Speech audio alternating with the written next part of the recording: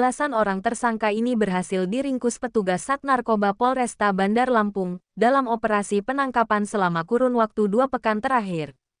Mereka ditangkap lantaran kedapatan mengedarkan serta menggunakan narkoba jenis sabu-sabu.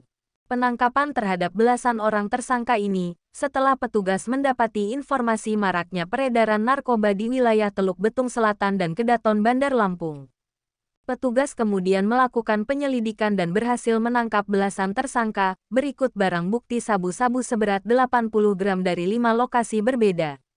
Dari belasan orang tersangka yang berhasil diringkus ini, 1 diantaranya merupakan pengedar narkoba yang merupakan seorang residivis.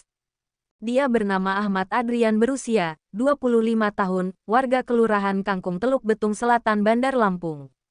Dari tangan tersangka itu, petugas mendapatkan sabu-sabu seberat 60 gram yang dikemas dalam plastik klip berukuran sedang.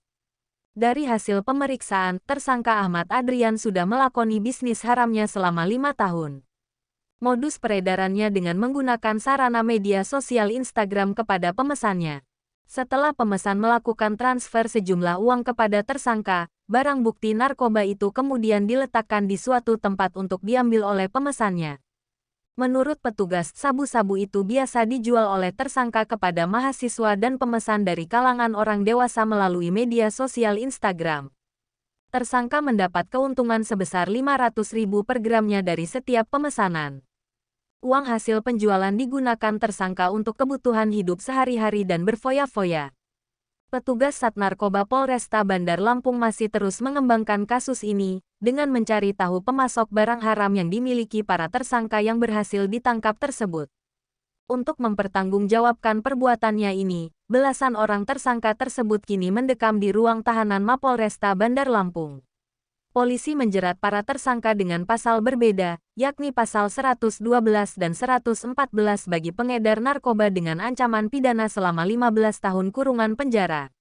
Sementara bagi tersangka penyalahgunaan narkotika dijerat dengan pasal 127 ayat, serta terancam hukuman pidana selama 5 tahun kurungan penjara. Modusnya melakukan mengedarkan jenis sabu ini melalui media sosial.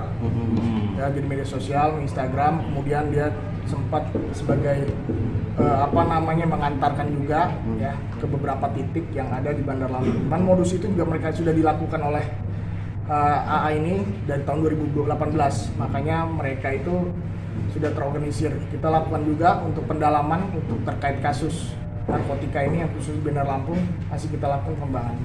Itu modusnya dengan COD ya Bang ya? Ya, dengan COD dengan menggunakan Instagram.